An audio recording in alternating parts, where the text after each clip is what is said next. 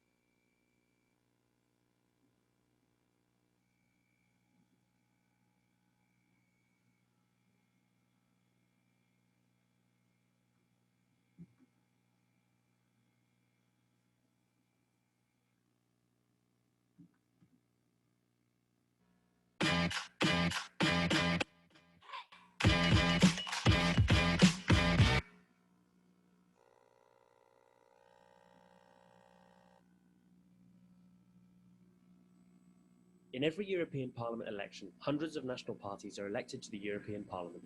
In order to better coordinate their political work, once elected, parties form groups in the European Parliament according to their shared ideologies. Today, we're going to introduce the groups in the European Parliament as they have existed since 2014 and explain what they want to accomplish. Hello, everyone. Three groups which support the European Commission, led by Jean. We'll go then to the science attendance. So let me go to, again, upload a version of Chrome here. And this, and so away. It's English. Cyber campus. Log in. Log in. Second. Okay. Okay. And then this. Okay. So let me again go back to European Politics and Society and go to attendance and go to week 10 smart attendance, and your number is 878. 878 is your smart attendance number. So let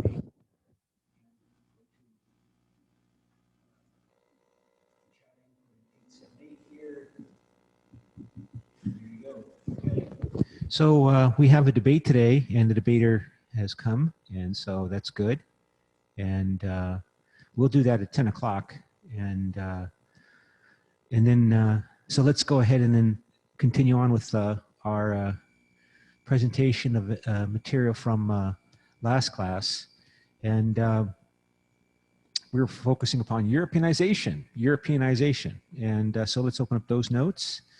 And we got through much of this, I think. Again, highlighting how the process of European integration became really political only really as a mass political issue that you use to try to win votes in elections following the end of the Cold War and the response of the European leadership to the challenges of the post-Cold War world, including the violent breakup of Yugoslavia and the disintegration of the Soviet Union, and also, of course, the Iraqi invasion of Kuwait in 1990, that the European response was more integration, deeper integration. And very soon, of course, by the middle of the 1990s, the European Union was also committed to expanding. The European Union had always been committed to expanding its membership to other countries, like it expanded to Portugal and Spain and Greece as newly democratized countries in the 1980s. And so the question is, how quickly and how would the expansion of the European Union come about as as a response to the democratization of the former communist countries in Eastern Europe. Should they all come in one at a time? Should they all come in two separate waves? So I recall this was 30 years ago, a discussion about one wave or two wave, and then pretty quickly by the middle of the 1990s, the European Union was committed to what has come to be called the Big Bang expansion of the European Union, to bring in all of these countries, including also Malta and Greece, Malta and Cyprus, which of course are not former communist countries, because partly because Greece said that they would not agree to bring in the former communist countries unless Cyprus was also brought in. But as you know, since 1974, northern Cyprus has been occupied by the Turkish military, and the Turkish military is still there. So, and again, one of the benefits of these classes is that it makes me think through some of these information and points that we cover here in class, and realize, of course, that in this discussion about whether or not Ukraine will be allowed to join the European Union, that in fact already we do have a precedent of the European Union already admitting in a country which is partly occupied by another country, in the case of Cyprus. And Cyprus, of course, is a relatively prosperous country. It's a center of Mideast and international banking, also money laundering. And so if Ukraine is admitted, if Ukraine applies, and it is applying to join the European Union, the fact that part of Ukraine is occupied by Russian forces does not in itself represent an unprecedented occurrence, because, as I said, Cyprus, it was admitted into the European Union, even though Cyprus does not control 1/3 of the territory of the island of Cyprus. Malta also is a small country, but there was the delay placed on Bulgaria and Romania because the view was that they are not as quickly prepared as the other countries in terms of carrying out the necessary reforms that these former communist countries need to carry out in all aspects of their societies. So, this, of course, was quite shocking, right? Again, this elite-led project within the European Union, that the focus upon the European Union having to be that we have to stabilize these young, new democratic regimes in these former communist countries, going through truly revolutionary change, a level of change that we have not seen yet before. Yes, Gloria, you have a question?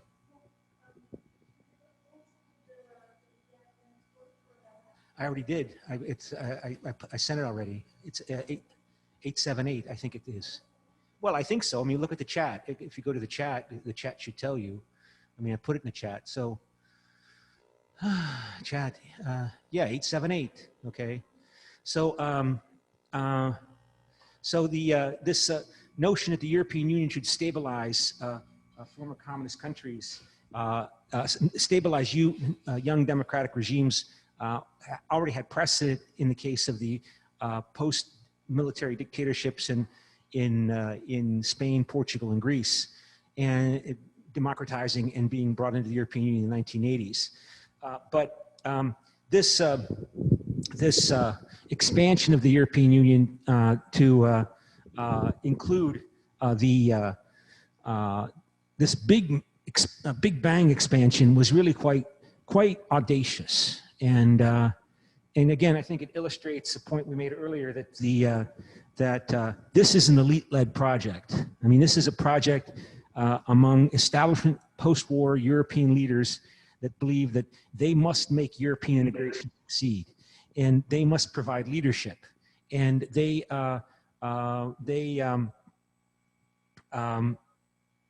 also know what are the stakes or the risks and as well as the benefits involved in European integration, more so than the mass public. And so again, you see how even though large sections of these societies are skeptical, like for example, the 42% of the population in Spain, in France that voted for Marine Le Pen a couple weeks ago, that the other sections of the French society do not want to make any kind of deal with Marine Le Pen to legitimate her European Union or Eurosceptic position. They may adopt and follow some of her ideas and models in European policies, but they'll never. They don't want to legitimate her presence in France by formally acknowledging her as a governing partner coalition member. So yeah, Emmanuel Macron has moved to the right. Other political actors and parties have moved to the right in other countries in the European Union. They don't come out and say, yeah, we're borrowing the policy proposals of our political adversaries, but they are focused on making sure they stay in power. And so this notion that the European Union is a peace strategy is critically important for understanding this support for European integration. And of course, that also highlights the great tragedy of what has happened in Ukraine. 25 years after the violence, or almost 30 years after the violence began in Yugoslavia, that despite the investment of resources and attention and time to the European Union integration project, that it, at the very least, did not contribute to peace in Ukraine, and in fact, inadvertently or advertently has contributed to intensification of conflict between Russia and the West, and Ukraine as a battlefield for this proxy combat between Russia and US for the former communist territories in Eastern Europe. So, but of course, these are all very elite, high-level considerations and concerns, and the mass of the population has responded to this acceleration, this intensification and deepening, this broadening and deepening of European integration with the end of the Cold War and the end of the Soviet Union, to becoming less concerned about showing solidarity against the communist challenge, the communist threat, because the communist challenge in the form of the Soviet Union is gone. And so we see that the permissive consensus that tended to dominate European viewpoints towards Europeanization lasts until basically, the Soviet Union breaks apart at the end of 1991 on Christmas Eve. I think the end of the Soviet Union was declared in 1991. And so, of course, there were indicators that this was becoming more controversial and complex in the European member states, with the Europeanization becoming more of a popular level focus in politics, with the direct elections, the first direct elections by popular vote to elect members to the European Parliament in 1979. I mean, the European Parliament had existed before 1979, but beginning in 1979, the European member states, the European Community member states directly elected their members to the European Parliament. So again, we have this encouragement of people to look to Europe through their voting participation as citizens of Italy, France, Germany, and so on. This acceleration in the integration of the European Union, including an economic and monetary union, really visibly affected the policies and politics of the member states. As European integration, the term is broadened, in other words, expanded the members of the European Union and deepened.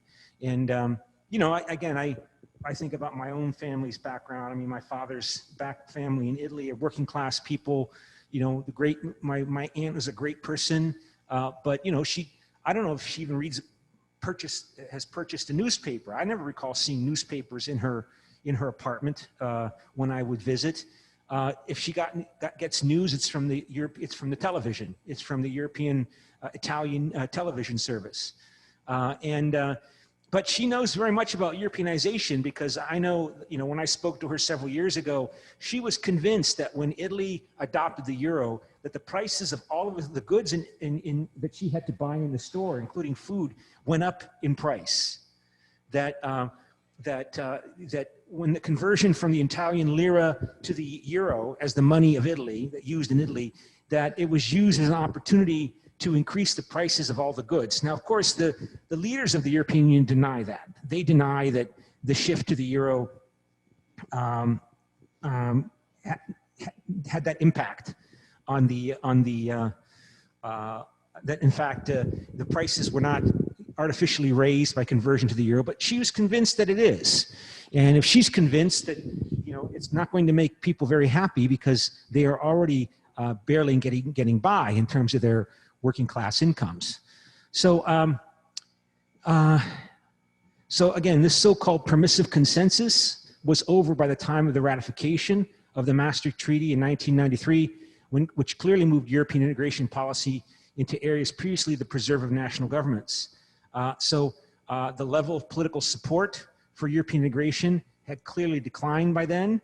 You know, there was this commitment to bringing in these former communist countries into Eastern Europe with their tremendous economic deficits and problems. And so there was a large flow of people coming from the former communist countries to Western Europe.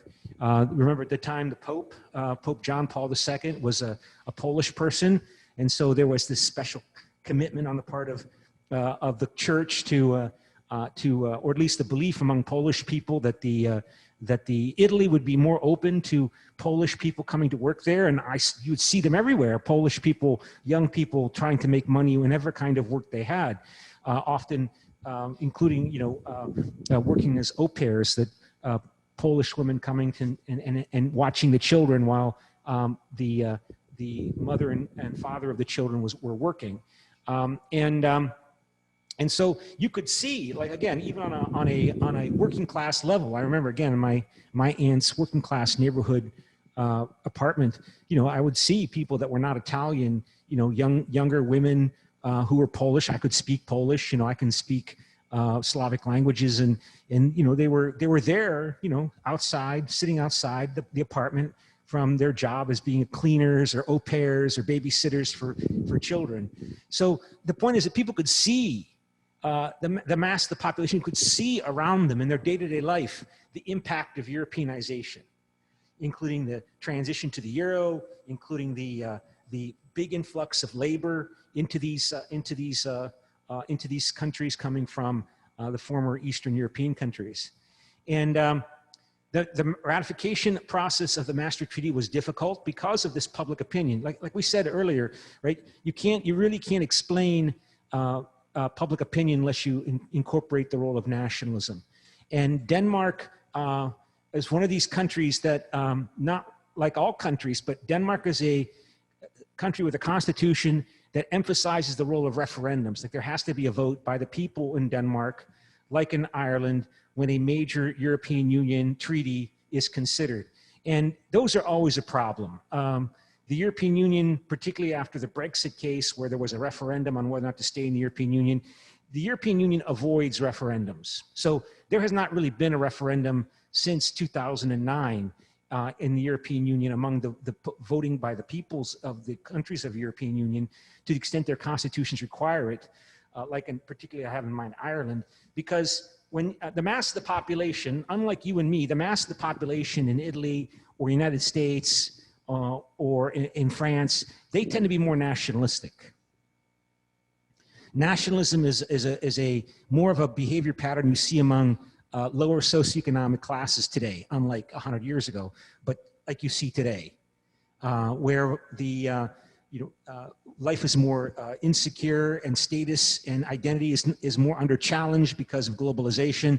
So if you have referendums, you give opportunities for this nationalistic predisposition, and we've talked about nationalism already in this class, to express itself.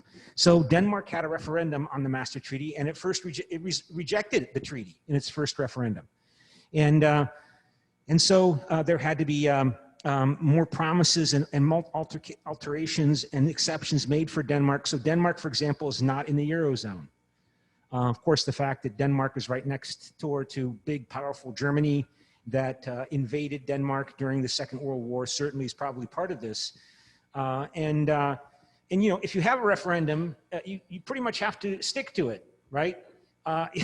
So what's the lesson learned? If you are not prepared to hear the answer you don't want to hear, if you don't want to hear the answer no, then don't ask the question. Don't ask the question. So as I told you, since 2009, with the Lisbon Treaty, and which did require the Irish to have 2 referendums to approve the Lisbon Treaty. Since then, aside from Brexit in the United Kingdom, the Brexit referendum, the European Union doesn't have referendums anymore. Even though the European Union has deeply, deeply strengthened its integration with the euro, with the strengthening of the European Central Bank, with the issuance of 10 months ago of euro bonds, for example. I mean, this is all evidence of deepening and deepening and deepening European integration. And it has been happening without having these referendums that you used to see in Denmark or in France, or particularly in Ireland. Ireland, the Irish Constitution, according to the Irish Constitutional Court, required that every new treaty of the European Union had to be voted on by the people of Ireland. And so, as I said, Ireland had to vote twice on the Lisbon Treaty to get it approved. Again, the Master Treaty, you know, the founding treaty that created the European Union, was ratified by a referendum in France, but with a very thin majority. Again, it passed by 1 or 2%. Despite the beginning of the campaign, I recall over 70% of French voters, when they were asked about the Master Treaty, this is before the referendum was held, 2 or 3 months before the referendum, they said, yes, we support the Master Treaty. And then, of course, you have the political campaign.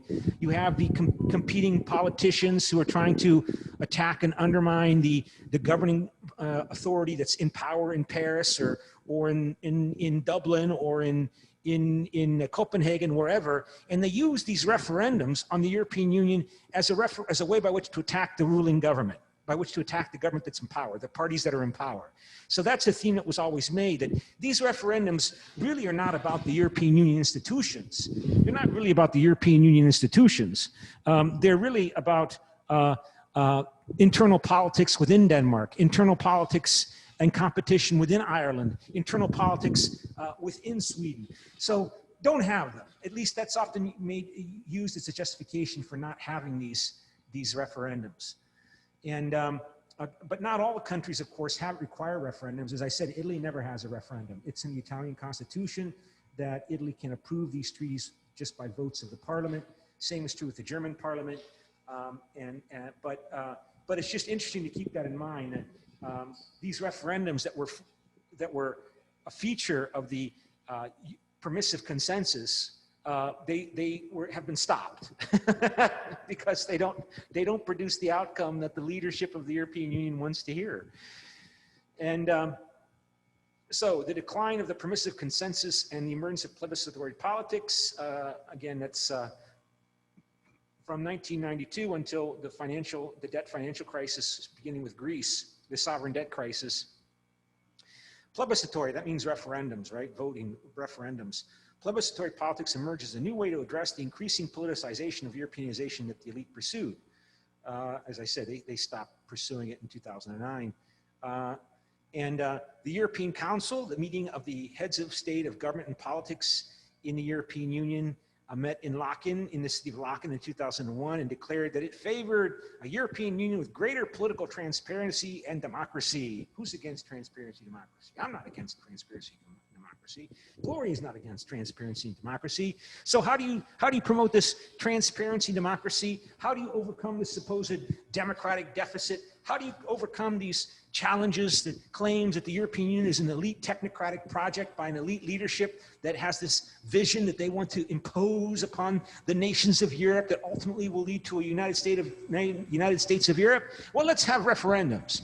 And that turned out maybe not to be such a good idea, particularly given the challenges and the dangers that the world is confronting since the Cold War ended. So the attempt was made to try to increase the appeal of the European Union to the European Union citizens by having them participate more directly in European Union integration, broadening, and deepening. They had a convention on the future of Europe and drafted a constitution for Europe in 2004. And of course, as I mentioned, Valéry Giscard d'Estaing, the former conservative president of France, chaired this convention. And of course, people like you and me who read the Financial Times and follow the news, we're generally clapping our hands and thinking, this is great, this is great, Europe forward, progress, development. Oh, the bright shining European peaceful future. And then they had a referendum. And the French people said no. You know, even though the former French president chaired this convention, I told you he died last year from COVID, he was 89. And then the Dutch rejected it as well. Oh my God, oh no, boom, boom. And then the process of approving the referendum was suspended. Approving the draft Constitution treaty was suspended. And it was replaced by the Treaty of Lisbon. And that has been the last major treaty of the European Union that has been approved where necessary in particular states through a referendum. And so the 8 countries declared, remember there's at this time, Bulgaria and Romania would join in 2007. 8 countries declared they would hold referenda on the draft constitution.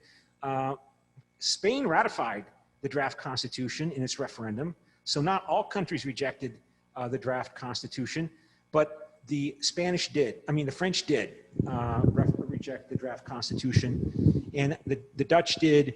And keep in mind that France and Netherlands were 2 of the founding members of the European Coal and Steel Community. 2 of the founding members. So what does this tell us? You and I are weird. We are not the typical Italians or Americans or Koreans taking the kind of people that take a class like this class. We are small minorities of the people. The mass of the population is not nearly as enthusiastic about European integration and following it like enthusiasts and fans watching European integration broaden and deepen. And they can relatively easily, someone will emerge within the mass of the public to exploit those vulnerabilities and fears to whip up political support for themselves, political demagogues, political entrepreneurs. They are everywhere. They're in the US, they're in Italy, they're in France, they're in Germany, and they will seek to exploit opportunities to get political support for their own objectives, and they will play with those fears and vulnerabilities over the sovereignty of France, the supposed dissolving of France within a broader European formula, the mixing and dissolving of German and French and Italian identities, supposedly to create some European mishmash of a new identity. There will be a lot of people that respond to those fears, that respond to those kinds of that kind of rhetoric. So don't have referenda. Don't have referenda. Luxembourg also was one of the founding members of the coal and steel community, but it was already understood by that point that the draft constitution was not going to work. The Treaty of Lisbon came later, right? But the Treaty of Lisbon is 80%, if not more, the content of the Treaty of Lisbon is this draft constitution. But they took out certain symbolic factors, but it's mostly, almost overwhelmingly the same as the draft constitution. But hey, symbols are not unimportant. Symbols are important, particularly in regard to identity and nationalism. So, so the remaining member states canceled their referendums,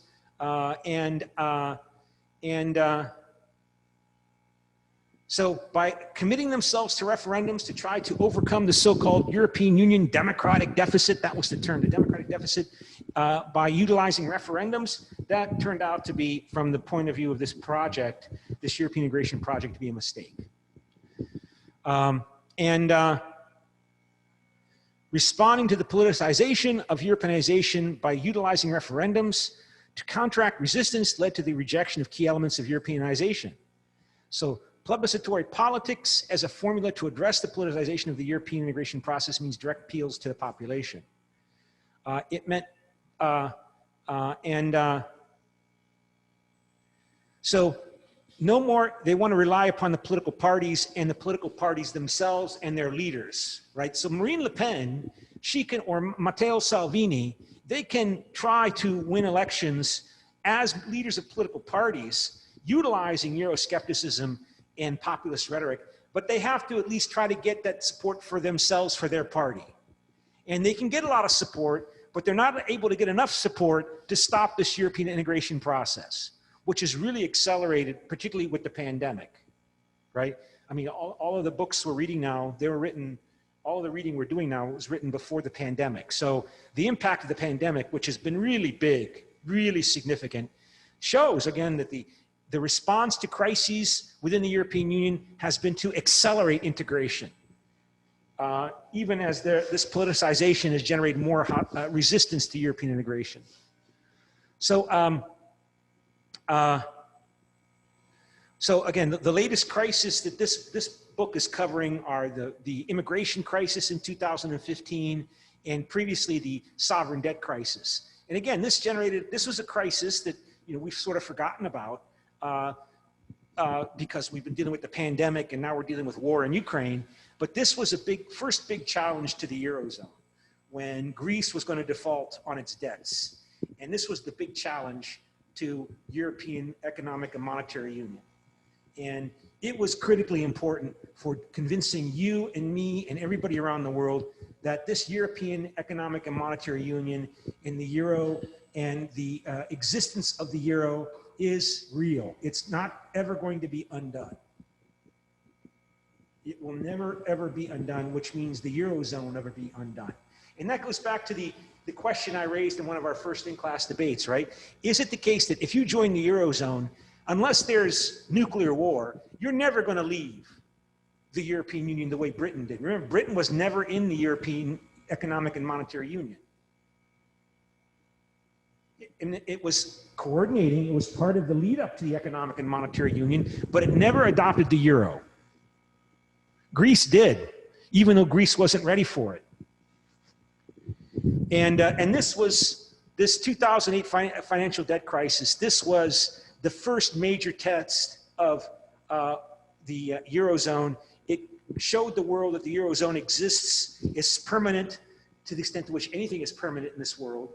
And then the pandemic reinforced it even more with next generation European Union, the 750 billion euro funded project that the European Union has adopted over the last 2 years to respond to the pandemic, and including issuing euro bonds, something that on the eve of the pandemic, I can probably find it on my computer. Angela Merkel as late 2019, when the virus was circulating in Wuhan, said, no, we're not going to have euro bonds. We're not going to do that. We're not going to do that. I think it's even referenced in your book.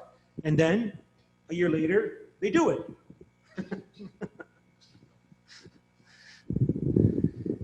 You say, yeah, that's great. That's great. Why doesn't Russia love the European Union? The euro. Who doesn't love the euro? Russia. What's wrong? Oh my God, Russia invaded Ukraine.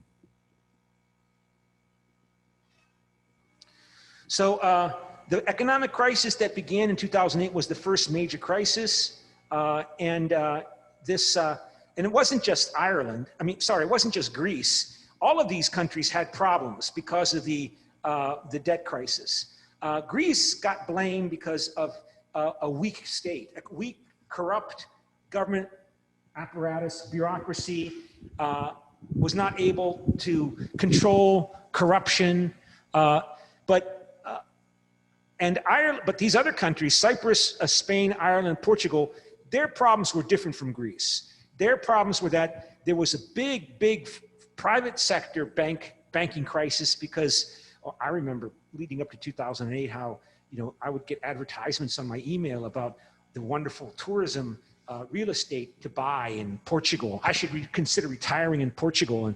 And there was this tremendous real estate investment, particularly in tourism and vacation properties in these beautiful, warm countries, Cyprus, Spain, Portugal. Ireland, of course, was a different situation. Well, Ireland was also, I remember talking to one person when the crisis started.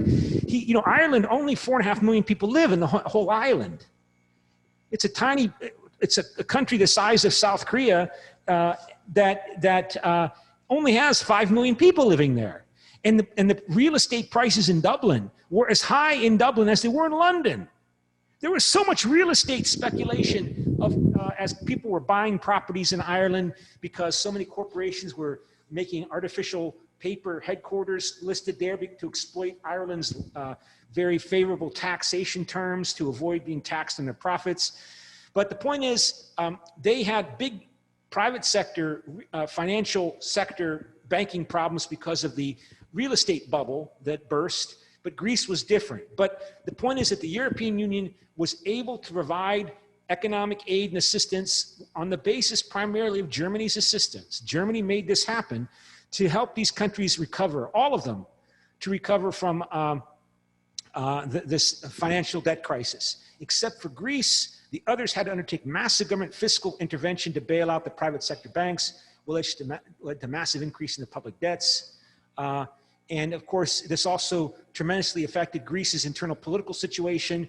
And when the pandemic came, Greece was finally showing signs of significant economic acceleration. I mean, on the eve of the pandemic, there were lots of reports about how Chinese, Russian investors were investing lots of money to buy real estate in Athens, which of course reminds me of how the British also were encouraging Russian oligarchs to invest their money in London real estate. You read the chapter on how the economic crisis in Greece led to a political change in the country. And also there was much hostility in Germany. I mean, again, Germany obviously has a bad experience with nationalism. And so Germany, in terms of the salience and intensity of nationalism, is pretty low, comparatively low in Germany, but it's not gone. And there were many people in Germany hostile to this notion, what are we spending or providing all these monetary financial resources to bail out the Greeks because of their weak, inefficient, corrupt politicians and bureaucrats and their ridiculously easy retirement policies that allow people to retire when they're 55 years old. We're going to bail out Greece. Why should Germany provide its resources to Greece? And but they did because of Germany's commitment, particularly among the establishment authorities, to make this be successful. That if the Eurozone breaks up, the one country that's going to suffer the most is the country that has gained the most from European integration, and that's Germany. Germany, with this nasty history that many people still remember, has needed European integration to be able to thrive and prosper because about half of Germany's economy depends upon trade, international trade. And if countries believe that Germany will use its economic might and power to gain political advantage over neighboring Poland or neighboring Czech Republic, then they're going to make it more difficult to do business with Germany. And so, again, that has been one of the achievements of European integration, to tremendously greatly lessen the fears that the economic power of German companies and German firms and German banks are somehow going to be used by the German authorities to control and manipulate Poland or Czech Republic or Italy. And that's because of European integration.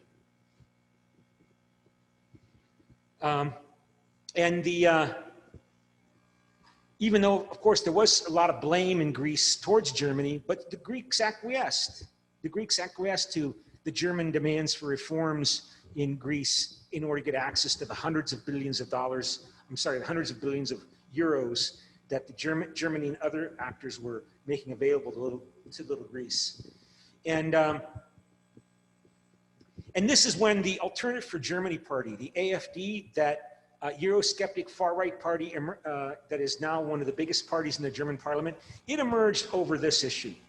What are we doing? Why is Germany providing funds and grants to Greece? This was the issue that the Alternative for Germany, or AfD party, used to first emerge. And then it would then move to the immigration issue, and now, of course, it's continuing to focus on the immigration issue and the other challenges and problems confronting Germany. But this was the issue for which the Alternative for Germany party first exploited to try to get advantage in the German political system. And as I said, it's, I think, the third biggest party in the German parliament now. But the other parties in the German parliament will not work with it. They will not allow it into the government in any kind of coalition. So the current government in Germany is the Social Democratic Party, the Liberal Party, and the Green Party. But nobody will work with the AfD the way nobody will work with Marine Le Pen's National Rally in France. And then the migration crisis emerged in 2015 and 16, and there was a big influx of immigration into Italy, Greece, and Malta, on the way to Germany and also to the northern European countries with better economies, including particularly Great Britain. Of course, this, I mean, it's hard to believe. Well, who knows? It's hard to say. Would Brexit have passed if there was not the migration crisis from Iraq and Syria and Afghanistan and the Middle East and Africa into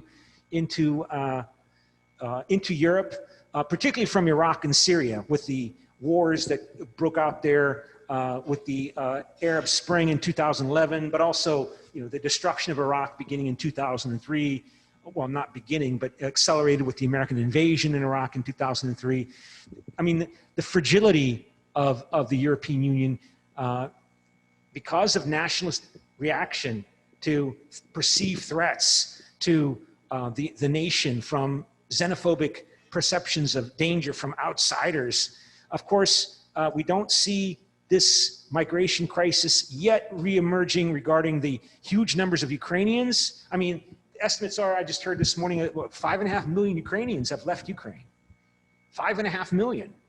And they've gone to Poland and Germany, and we don't have a migration crisis, political crisis in response to that, like we did back in 2015 when smaller numbers, but significant obviously, but not as many as Ukrainians coming from Muslim countries and African countries and Asian countries, Central Asian countries, generated this hostility that people like Nigel Farage and the, well, let me show you an image. This is the most notorious image from the Brexit campaign, the pro-Brexit campaign headed by Nigel Farage of the European independence, of the British independence, sorry, United Kingdom Independence Party.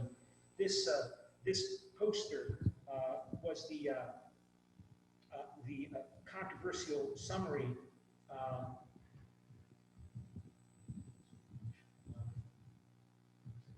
just to show you how that Brexit campaign was phrased. This is the most notorious picture, right? From breaking point. Look at all these people streaming, supposedly streaming into Britain. This is was a poster made during the Brexit campaign. There's Nigel Farage. And if you look closely at these people, none of them are white. None of them are Ukrainians, right? You see people that look vaguely Middle Eastern, Syrian, Iraqi, even some Asians that look like they could be coming from China. Nobody here's white. Look, this person's got a breaking point. Britain can't take it anymore. We must leave the European Union because the European Union is a route for which all of these non-white migrants are coming in into Britain.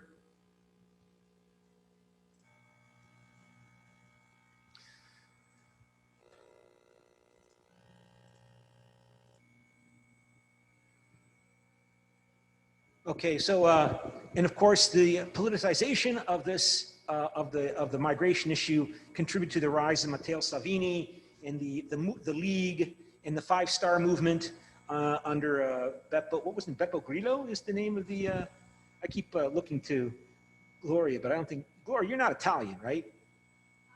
No, you're Sardinian, right? Yeah. You remember Beppe Grillo and that Five Star Movement? Okay, well, Beppe Grillo was a comedian who started a political party in 2018. Again, it was anti-establishment. It's, of course, shifted and changed. Now it's still in the government. It's become a pro-establishment party against the League, keeping out Matteo Salvini, who is like the Italian version of Nigel Farage or Marine Le Pen.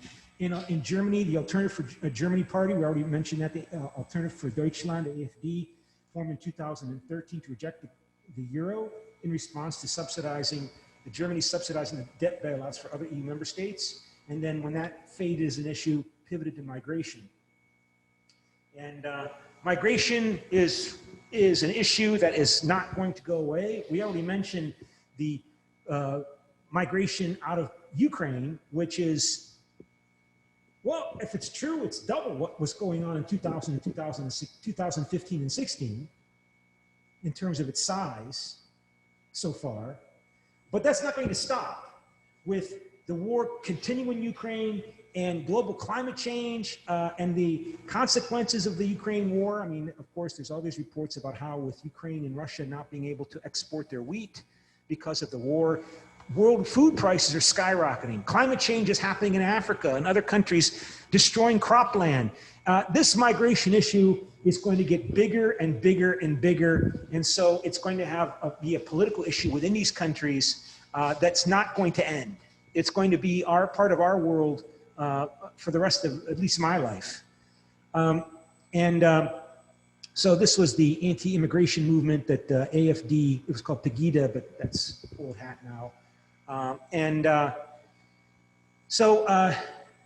Germany typically took the more liberal position on the issue. I mean, Germany in 2015, 2016 accepted over a million refugees to settle in Germany, predominantly from the Middle East, from Syria, and particularly in Iraq.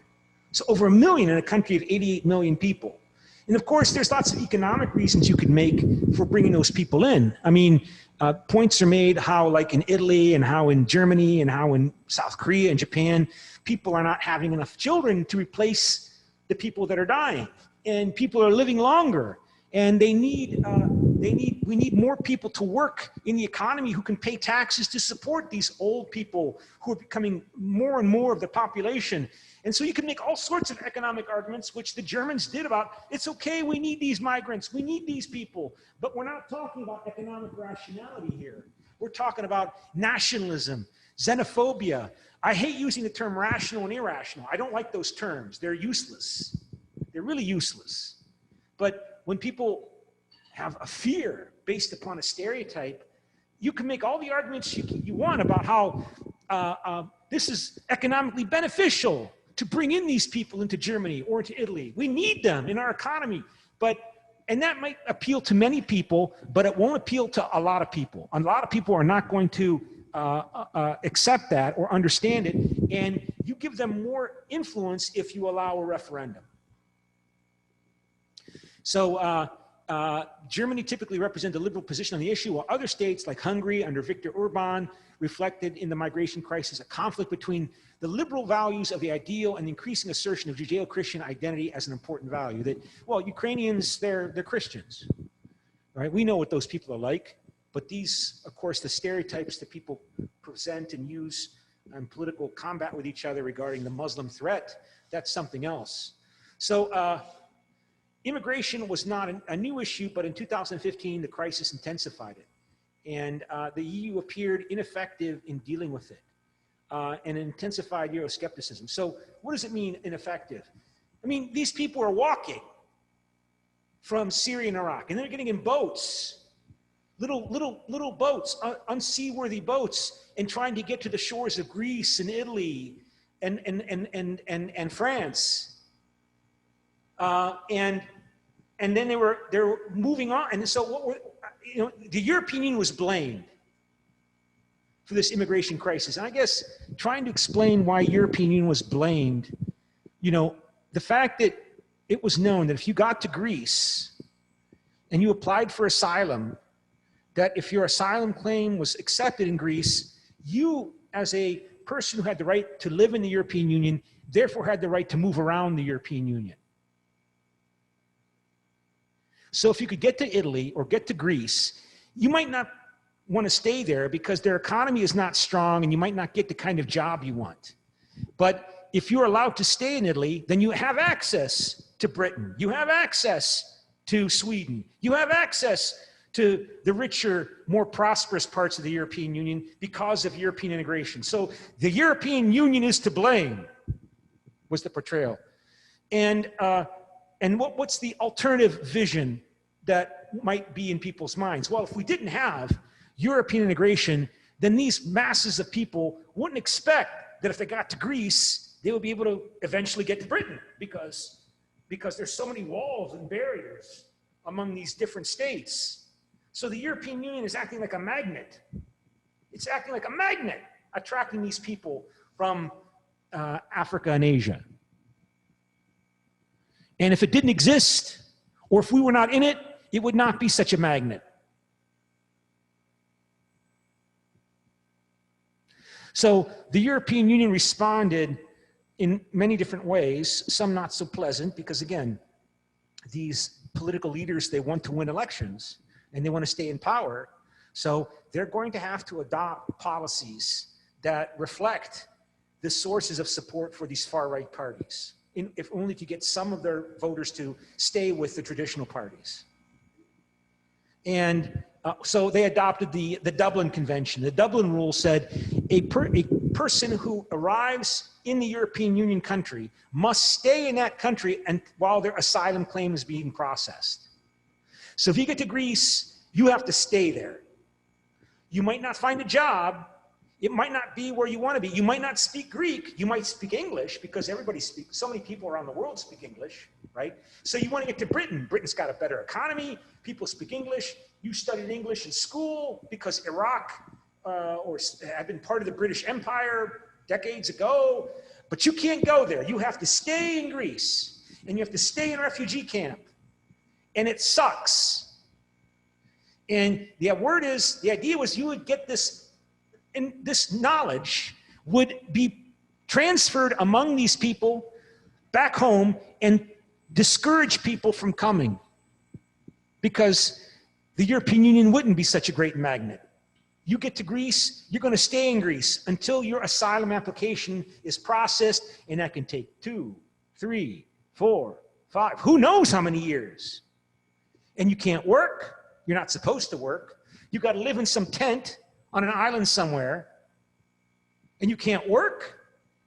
You're not supposed to work, at least not legally. And what are you going to do on this little island in Greece? This one of the many islands in Greece. And so you'll get on the phone and tell your family, don't come here. It's not worth it. And that's not just the Greeks in the European Union.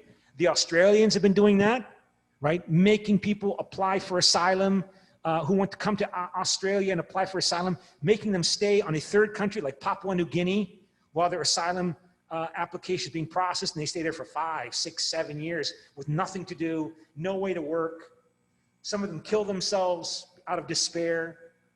And then what did the British just announce? They're now going to require that people who get to Britain illegally and claim asylum to send them to Rwanda in Africa to wait while their asylum claim is being processed. All of this is ugly, ugly stuff, implicit, not explicit, to send the message to the rest of the world that you're not going to make a life in Britain if you get here illegally. And we will make the world, your experience so bad that you will conclude it's not worth it. And if we don't do this, we're going to have more Nigel Farage type political leaders emerge in European Union. More people like Viktor Orban and elsewhere. So we have no choice. The European leaders have concluded. So, all right. So this represents this. This is a nice image to illustrate the logic of European integration, right? That European integration is all about, or at least overwhelmingly about, responding to crises. Crises after crisis after crisis, since 1948 to the present. And the response to the challenge, whether it be the sovereign debt crisis or the immigration crisis or the pandemic crisis or earlier crises, has been more integration. You can't stop. It's like on a bicycle. You always got to keep moving. So if you're on a bicycle and the bicycle stops, the bicycle's going to fall over. And the European project will unravel because of nationalist hostility. So what choices do you have? You have to have more integration. Make Eurobonds in response to the pandemic. Russia invaded Ukraine. Developed the European Union's defense capability, the PESCO, the Permanent Structured Cooperation, that's, I think, maybe referenced once in the book, is now going to become the big focus of European integration, trying to create a European military-industrial complex. The EU can only develop by growing and moving forward. It can't be stopped by these crises. The crises have to become an engine for more integration. So the Eurosceptic parties emerged in these countries in the beginning in the late 1980s and into the 1990s. And there's a range of hostility to the European integration. I mean, Euroscepticism ranging from outright hostility to criticism of aspects or elements of European integration. And the fact that Marine Le Pen was claiming that she doesn't want to leave the European Union and she wants to keep the euro, that's a change that her movement adopted because they want to win the presidency. There's hard Euroscepticism, that is, its advocates want the country to leave the European Union, versus soft Euroscepticism, in which its advocates do not favor leaving the European Union, but rather oppose the EU expanding its competencies into one or more policy areas because it is perceived as threatening the national interest. And so this hard Euroscepticism tends to be kind of marginal among the member states. Of course, this is not including Brexit, which obviously was not marginal. Euroscepticism cuts across the ideological left-right spectrum.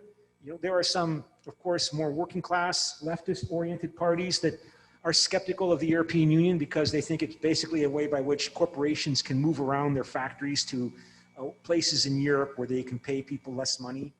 You know, move your factory in expensive France where you have to pay workers so much money, move them to Poland. Move your factory to Poland where you can hire Polish people or Bulgarians to work at a fraction of the pay you pay French workers, but still within the European Union, you have access to the entire European Union market. So it's not just right-wing parties, nationalist parties that have been skeptical to the European Union. It also includes left-wing parties, including the Labour Party. The Labour Party in Britain, as you might recall from your reading, they have a history of Euroscepticism too, for the reason I just outlined. So that's why the European Union tried to emphasize developing its social and economic justice component, workers' rights. A social charter was adopted by the European Union in response to this concern or these claims that the European Union is all about corporations making more and more money by exploiting more and more cheap European labor.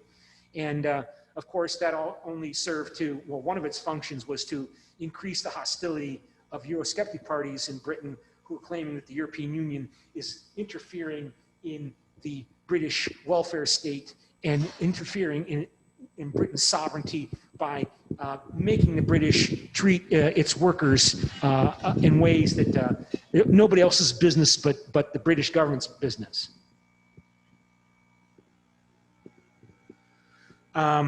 So, 4 issues of Euroscepticism. Just as Europeanization plays out differently in different member states, so too does the politicization as a reaction to Europeanization.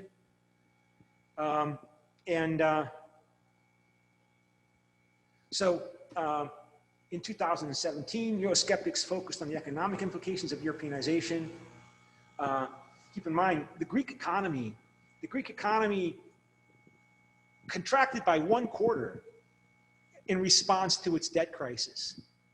Greece's economy, at least according to official statistics, to the extent that they're useful, Greece's economy decreased in size by 25%. Now, keep in mind, of course, the Greeks, like other countries, they have a long tradition of working informally and not reporting the income so that it's not taxed.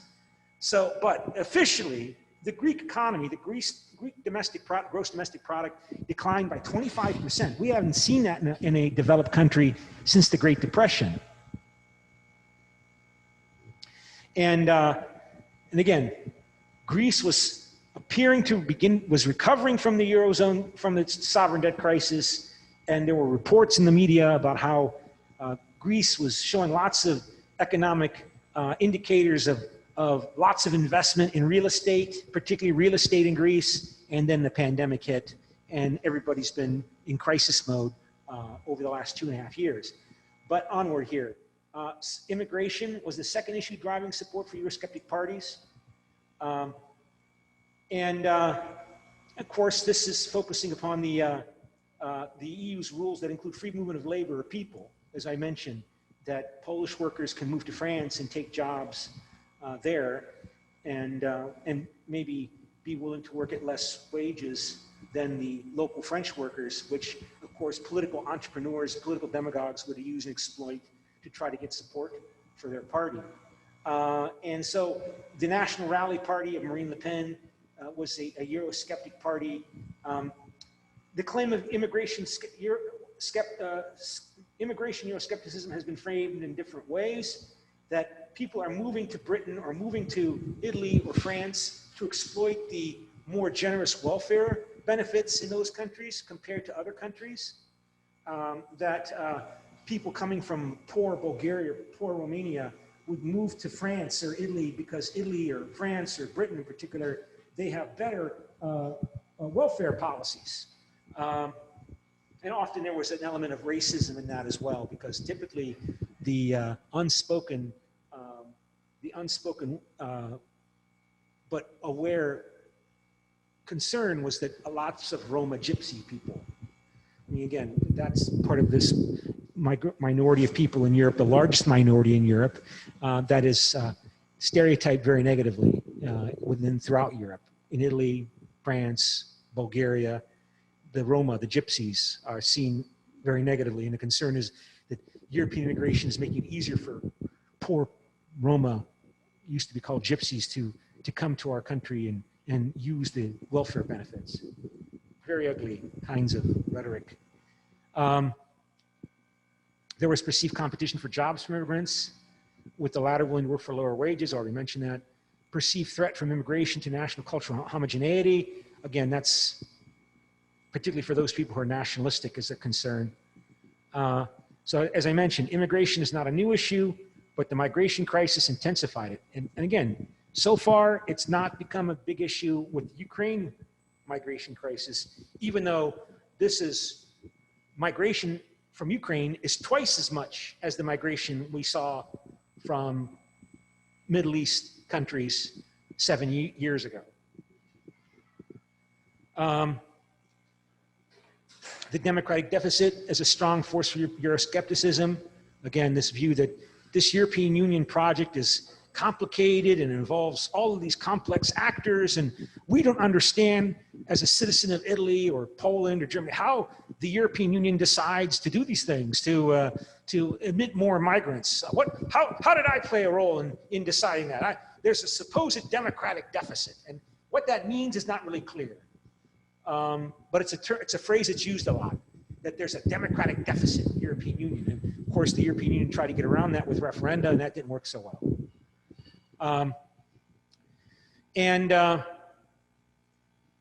So there's these conflicts over identity values. Another driver for Euroscepticism, that the claim that the European Union is hostile to traditional religious values. This is a big focus in Poland, right? That the European Union wants to promote, gender minority rights and feminism, and at the expense of traditional family images and ideals that are represented by traditional conservative churches and church institutions like the Catholic Church. Whereas the European Union supposedly represents, what's that term that became popular a few years ago? Metrosexual values. Metropolitan liberal globalist values, that the European Union thinks that people who are not living like the people who live in Paris in white-collar jobs, or in Berlin holding white-collar jobs, focused upon the well-being of the global environment and LGBTQ rights, that those are the ideal. Those are the most modern. Those are the most perfect images of what the European Union stands for, and everybody else is a second status, lower status figure in this image of the ideal European. Okay, so I said we would go to the debate at the top of the hour, and we should do that so that we have enough time before I have to shift to my laptop. So let's go to the debate. And since there's only me and Gloria here in the room, I will keep time. And we go to the vote here, and you can see we're going to remember the rubric. Let's see if we can find the rubric. So opening statement and rebuttal. And again, I have to make sure this is actually sharing the screen because it might not be, even if it says it is. So you can see here that opening statement, rank it 5, 4, 3, 2, 1. Rebuttal, presentation, and you, oh, did I? Well, it's too late now. I think I did it only for rebuttal and conclusion and presentation. So, and then vote who won the debate, and then grade the debate. And let me then go to the debate topic again to remind us that to South Koreans, European federalism is utopian and dangerous. And I'm in the debate, and let me remind myself what my position is. So that means I have to go to the drive and open up another Google Chrome Drive here. And go to Drive, go to here,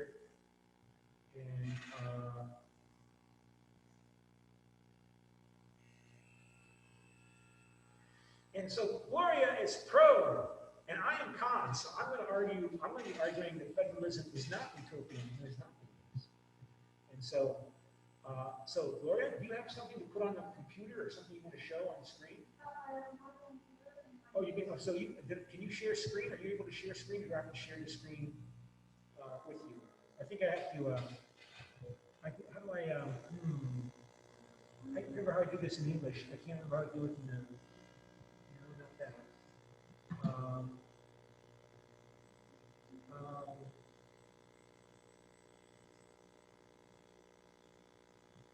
So is this Kahoot? I don't know what this means. I'm sharing. See. Can you try to share your screen right now?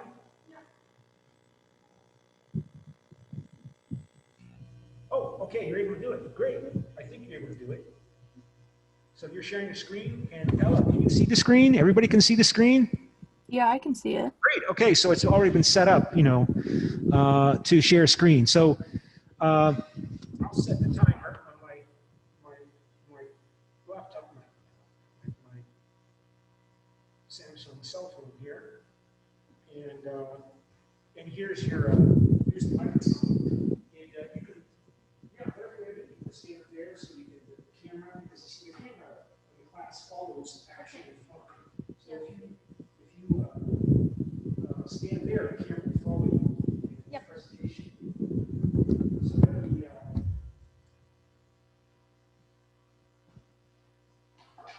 so that'll be time there.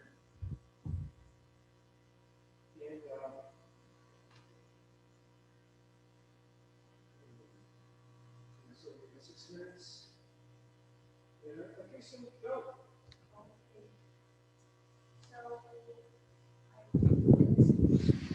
Hello, everyone. European Union always honored and brought back by politics in television debate, brought by European Commission, always seen as a peacekeeping and peace-seeking operation, but is it really? It is true, we should not focus only on the disastrous side and the bad side of a federalization or organization. However, we know that without the European monetary system, the French relation with Germany could have not been possible, and that 2 world wars have destroyed the relationship between 2 countries really close to each other. And then a Europeanized system appeared promising to collate and telescope 2 antagonists together, and it happened. But wasn't it supposed to prevent new conflicts from happening in European Union? Not especially between European countries, but what about some European country, German and French, for example, that have laid and relied on Russia for their energy resources as gas and energy and so on. And Russia has been accused of war crimes. Is it the plan of European federalism, trusting outsider in gas, energy, and many resources? What about the economical freedom, federalization of the European Union? Know that Russia have been faced accusation of war crimes. And what about the previous annexation of Crimea? And what about so many European countries that laid on China for clothes marketing, cosmetic marketing, and about African countries for lithium and some materials for the iPhone and everything, and some metals to build their products. Is it really European federalism? Where are the values of federalism, European federalism, and all that? Maybe you think it is too easy to counter this kind of argument. But let me ask then about Bulgaria, about Greece, about Italy, and should we talk about getting too early in the club then? Or let's talk about Italy, which is completely run by mafiosi, while Greece is harshly recovering from its early membership, and Bulgaria is still one of the most corrupt countries in Europe. So today, I stand firmly in support of the following resolution: European federalism is utopian and dangerous. As usual, let's explain some concepts for the sake of the arguments.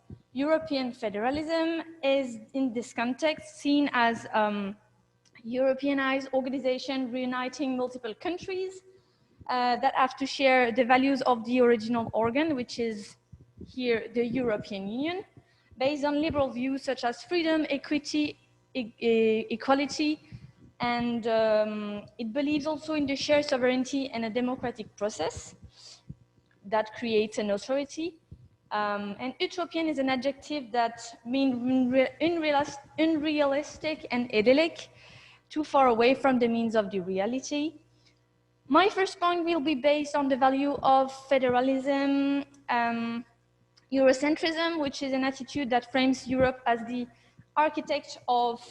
primary architect of the universal values, such as reason, progress, and development, and also relativism that highlights that the standard of reasoning, right or wrong, are a product of different conventions and frameworks, and the context given to them, especially cultural relativism in that subject, that leads, in my argument, to hypocrisy.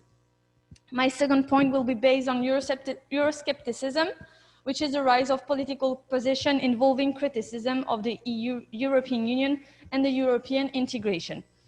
So my first point, which we can see here, if I found it,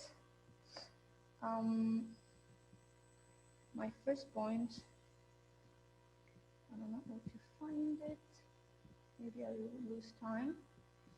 No, I will not try to find it.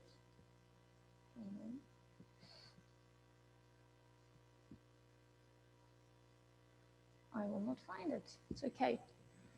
Okay, my first point is going as such.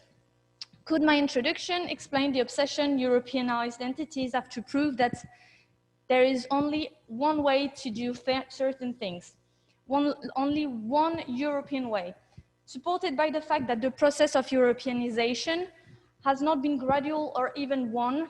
This is an old statement. However, what about the domestic policy's adaptation to some regional integration? And how could it be described anyhow else than utopic and dangerous? European federalism is an homogenization process that leads to the failure of integration theories, as highlighted with Greece, Bulgaria, Poland, and so on. It is utopic to believe that so many different countries entering an even organization and letting their domestic policies realizing and attempting European rules are something that can be done federalized. You cannot expect from so many cultures to adopt the liberal and economical structure of the European Union. In that case, should we place the context of cultural relativism? No, we should not.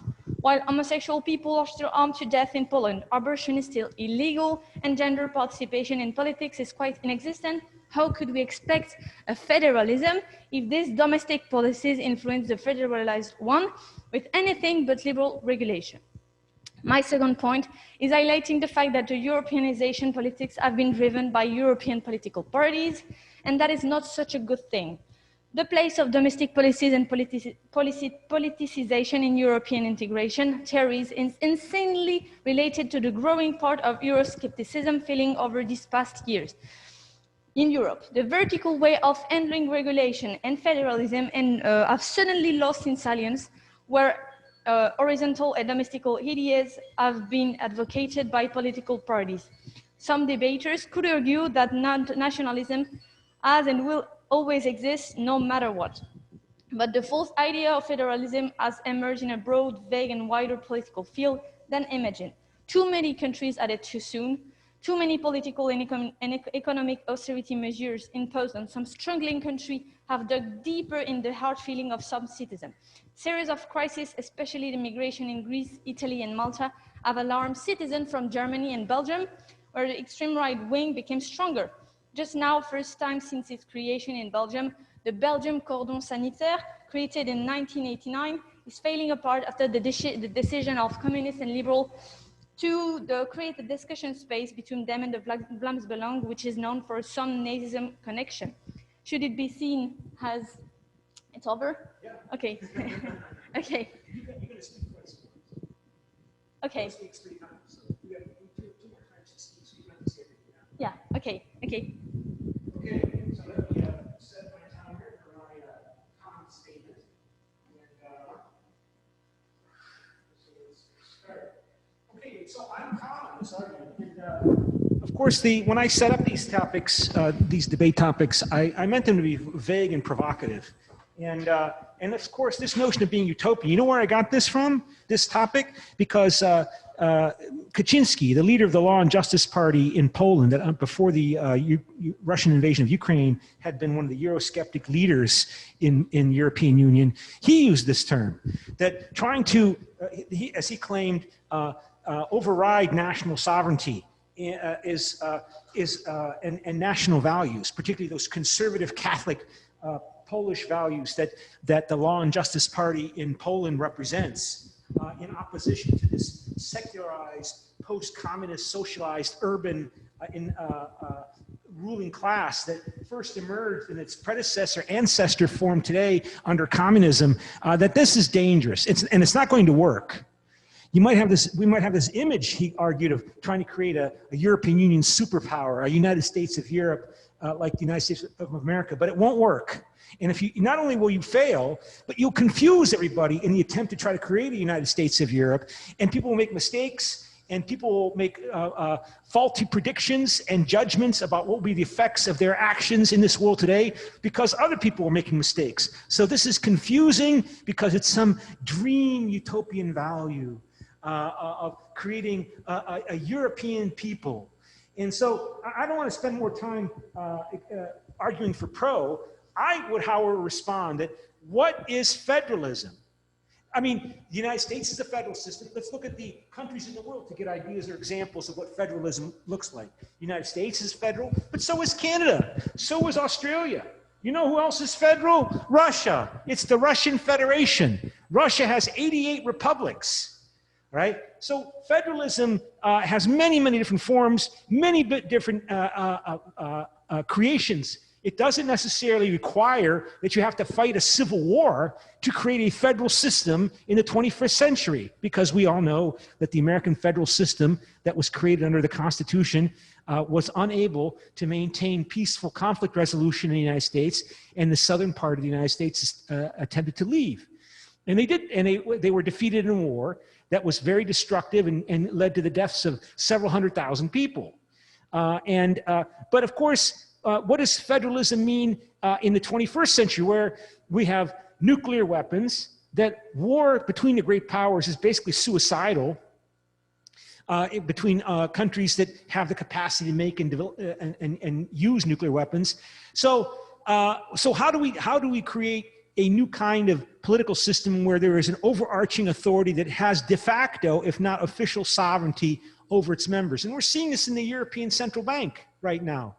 The Eurozone. Britain left the European Union, but as I mentioned at the beginning of the class today, Britain was not part of the Eurozone.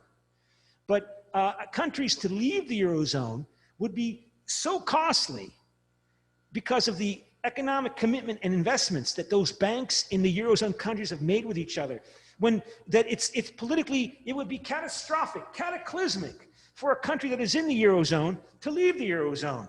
And this was realized and shown to everybody with the Greek financial debt crisis, because the money that Greece owed in order to pay off its loans, most of those loans were owed to banks that European and German banks in particular were invested in. So the point was made that 2/3, I can't remember the source, but like most of the money and loans that were given to Greece eventually went back to German banks, because German banks were the ones that had invested in Greece, in Greek banks.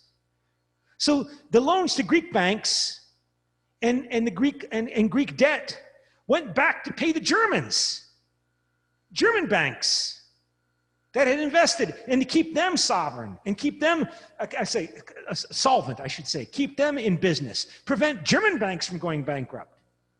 So we do have emergence of federalism in incremental processes, step by step, to create an overarching actor that is believed to exist on the basis of its components that come together to create this thing that we call the Eurozone, and took another major step forward last year with, as I said at the beginning of class today, the development of the Euro bonds. 750 billion Euro bonds. That's what the United States does, a federal system.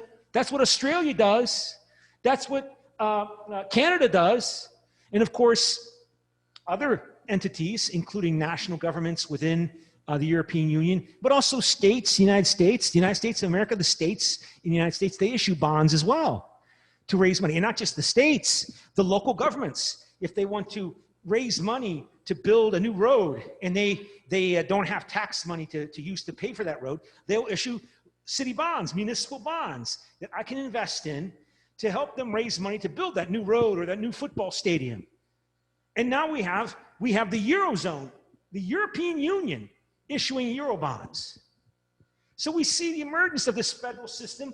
Yeah, I mean, federal system usually is meant to highlight that once you join the federal system, you could never leave. And if you try to leave, you will be stopped. Like the Americans stopped the southern states from leaving. But this is the 21st century, and federalism means different things today than it meant 150, 200 years ago. So for all intents and purposes, if you want to understand European financial policy, you have to look at the European Union. And as we all see today in dealing with the pandemic, financial policy and monetary policy is so critically important in a modern developed economy in the early 21st century. So thank you. And if anybody wants to ask questions, they can. So let me then turn over the microphone to Pro. Thank you, Professor.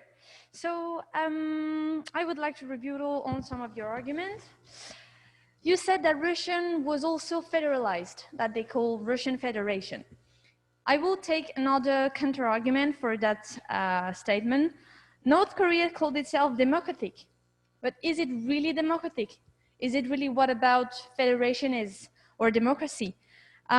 Should we believe a country that itself applied for its own system name? And you will tell me that this is exactly the role of an organization like European Union to hold this kind of decision. And you also said something about the beginning of the federalism. It doesn't mean it will work. Federal system like the United States were also formed out of conflict, and the federal system has been challenged and disrupted many times. You told about the federal system of Russia and Germany and banks and everything, but in the context of war, gas and energy has risen like by 3 in Belgium, for example, because they relied and they laid on Russia and Ukraine for resources, many resources, gas, energy, and everything. And is it only an economical project like the European Union? Is it only seen as an economical project as it has been told by the United Kingdom? And we can see that the United Kingdom is one of the only proof of exiting the utopian European federalized project, but it speaks louder than words. It also highlights the power political parties hold in some countries and what ideas they could bring on the scene. And with the Vlaams-Belang, which is known for some Nazism connection, should it be seen as an extreme act of democracy expression or as an act of democracy or hypocrisy? Extreme right is gaining silences the population nearly everywhere in Europe. It was clearly inevitable that a more heterogeneous alliance will create growing reaction in member states, and that the European integration would create conflict and political failures or fail out. Brexit, such as I said, Brexit, for instance, and so the rebuttal, I will continue on this, is federalism cannot be born out of European Union because they cannot face challenge in the ways we have before. There are many things, domestic politics barring the way of what you just said. So, yeah, thank you very much. Anybody have questions for the crowd?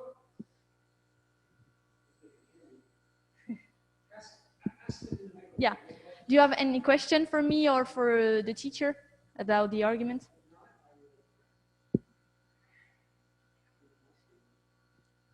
Okay. Yeah.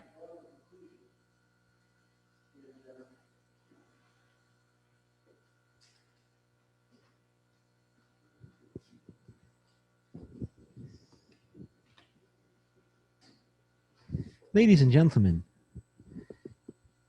don't get so focused, please, on this notion of the United States as a model by which to compare de facto sovereignty over technical different parts of the technical policies of the European Union.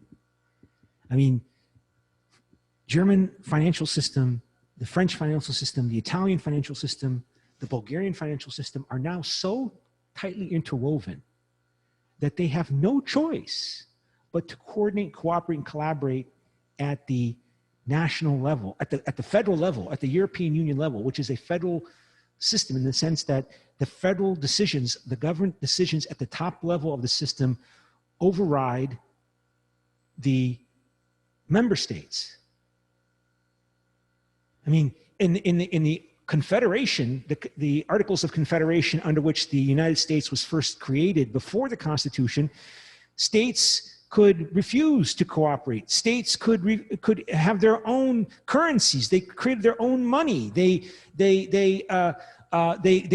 argued they had the right not to implement European Union policies. And of course, that issue of the ultimate sovereignty of the national federal government was settled on the battlefield. But countries do not have to engage in civil war to demonstrate that they're federal systems.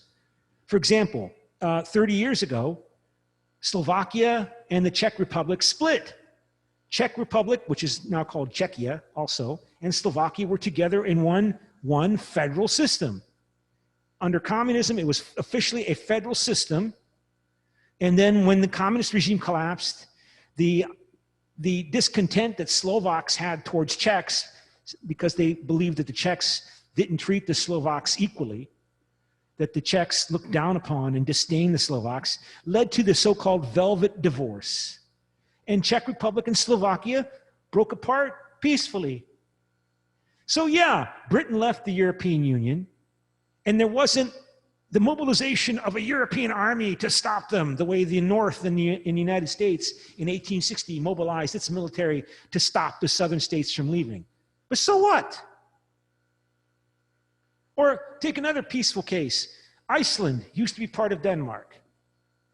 But then Denmark was occupied during the Second World War, and Icelandic nationalism emerged, was there, and they used the opportunity to break away from Denmark. Denmark didn't go to war to stop them. Denmark didn't try to retake that territory. Denmark just accepted, this is what you do in developed societies. You typically don't go to war to resolve your issues. So, should, like Puerto Rico, decide it finally wants to leave the United States and become its own sovereign state, the Americans aren't going to deploy the military to stop Puerto Rico from leaving the control of the US government.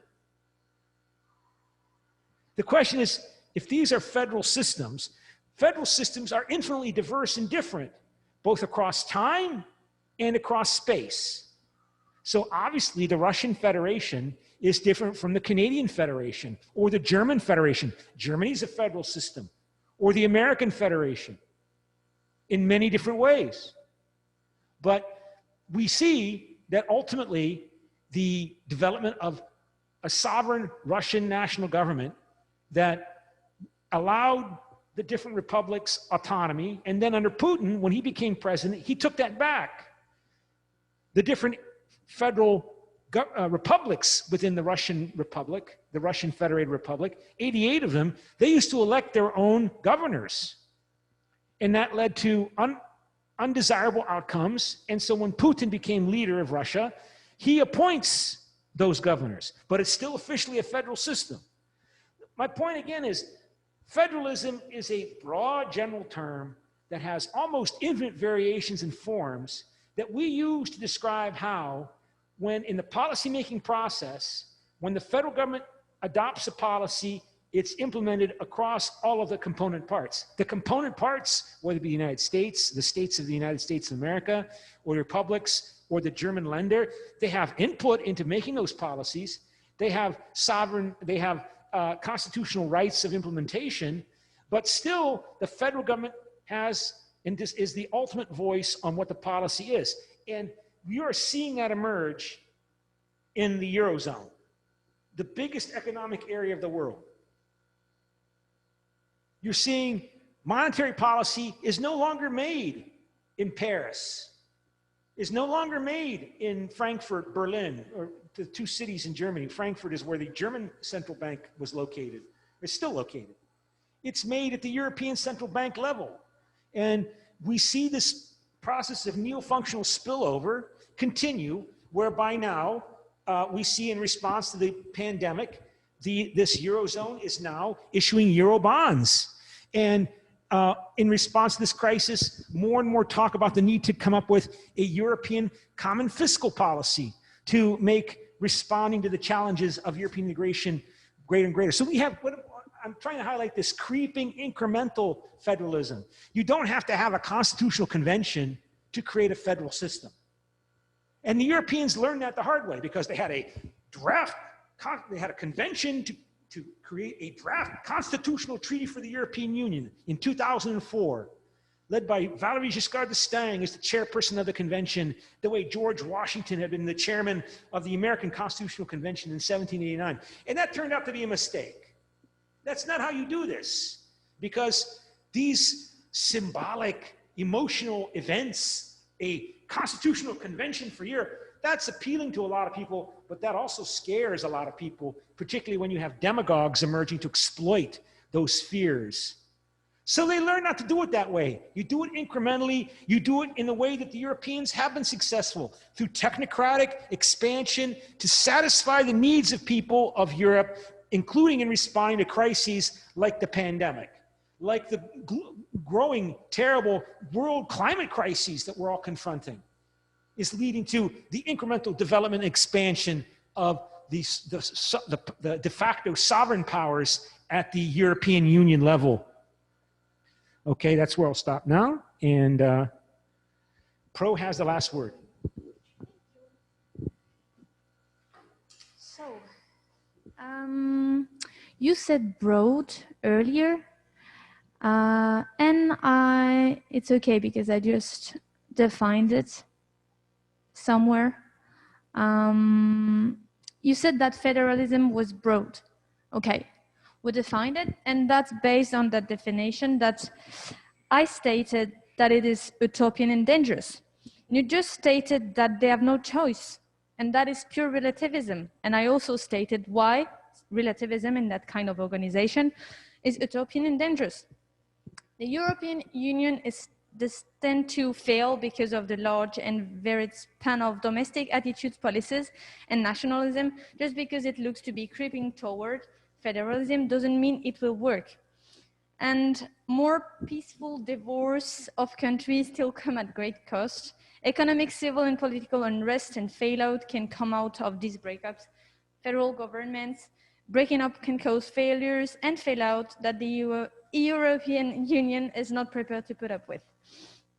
So my conclusion is that my first point was underlining that European federalism is an homogenization process that leads to the failure of integration theories. Therefore, it is utopic to believe that so many different countries with so many different cultures can enter an even organization and let their domestic policies realize and adapt European rules, and that can be something done federalized. As highlighted in my previous speeches, the playing and driving role of national interest of particular states is increasing in making important decisions for the European Union as much as the Euroscepticism parties are taking the lead in some national and European integration choices. My second point was following as such. Europeanization politics have been driven by European political parties. Identities have also played a tremendous role in the way citizens and parties evaluate the actual European Union, and it has led historically to conflicts. Nowadays, we still face the same with the seeking integration of Ukraine consistently in war with Russia. European Union is not a peace-seeking organization, but in fact, a conflict dealing and reaction operation. It never learns from its mistakes. Okay, and so now to shut down the classroom Zoom so I can save the file and open up my laptop. So I'm going to do that.